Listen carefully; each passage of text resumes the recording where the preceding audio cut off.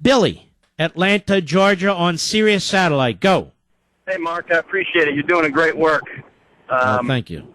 You know, I listened to a caller call in just a little while ago, and he referenced how, you know, he thinks that we're ahead of the game with regards to our numbers today and where we're at. And these are That's Mike, who was a delegate in 1976 for Reagan at the Republican Convention in Kansas City. Well, you said something that inspired me to call. Yes, sir. You said to him, that was you and me. Mm-hmm. And what inspired me about that is that I'm on the, you know, I'm a young guy. I got a young family that I'm raising. I'm in a young business right now. And I want to own that, you know, because I think that the future is cloaked with opportunity.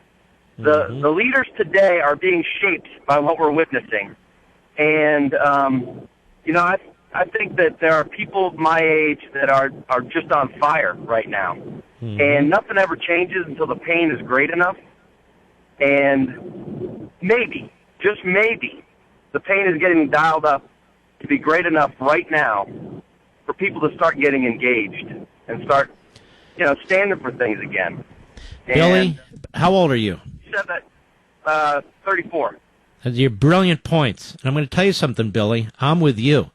I see when the Speaker of the House gets only 69% of the Republican vote in the Republican primary in his district, when the Republican leader in the Senate, who hopes to become the majority leader, only gets 60% of the Republican vote in the state of Kentucky, a place where he's been a senator from for 30 years. They're going on talking about these landslide victories. They've crushed this and that. Don't get caught up in this spin. Those men should have had 90% of the vote. You still there? They're settling again. Yeah, settling, you know? Mm-hmm. And, yep. you know, forget the number of disappointments we've witnessed over the last year. Had it not been for Obama, I don't know. Maybe I wouldn't be as engaged today as I need to be. So thank you for that. But if the country can witness anything without a shadow of a doubt, they're witnessing how not to demonstrate personal accountability. And that's inspiring. That is causing people to demand a different thing. And it certainly isn't hope and change. But, you know, like you just saying that one comment to that gentleman a little while ago, just, you know, I'm a man on fire after that. And I want to own that. I want to look back several years from now and say, you know what?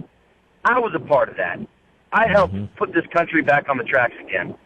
Wow, beautiful. I'm with you, Billy. Very, very well said. Thank you for your call. This is why when people dump on the young people in this country, I reject it.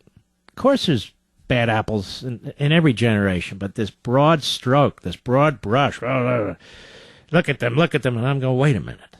That's the future. And, you know, the young people in this country are facing things that you and I, in my generation, have not faced. Massive debt. It's only getting worse. A government destroying private sector jobs. A government that is violating their privacy rights.